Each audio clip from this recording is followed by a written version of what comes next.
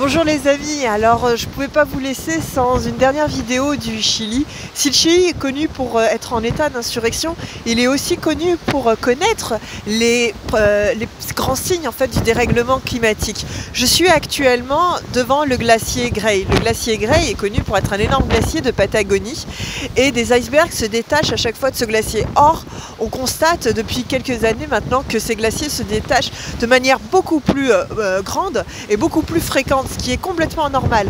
Mais ce n'est pas le seul signe de dérèglement climatique au Chili. Il y a aussi le désert d'Atacama, alors que normalement il n'y a aucune pluie dans ce désert, on ne compte même pas 1 mm d'eau par an. Et ben, l'année dernière, il y a eu carrément des inondations. Mais c'est aussi le cas près de la capitale de Santiago, où on voit une désertification qui grandit et où l'eau devient un produit rare, une matière première très rare.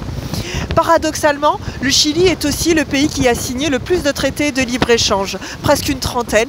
Et aujourd'hui, au Chili, il n'y a aucune industrie. Tout est importé. Quel que soit ce que vous utilisez, tout est importé au Chili et les matières premières sont exportées telles quelles. Finalement, on pourrait voir ici au Chili le syndrome de cette croissance qui n'est absolument pas pensé dans un respect de l'écologie de notre planète et où on a encore des inconscients qui le matin applaudissent des discours sur l'écologie et l'après-midi signent des traités de libre-échange. Bien évidemment, vous penserez au CETA comme moi.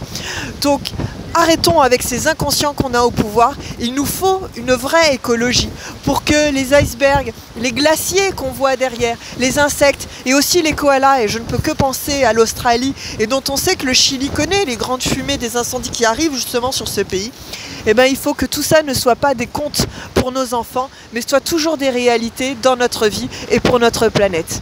Voilà, à très bientôt.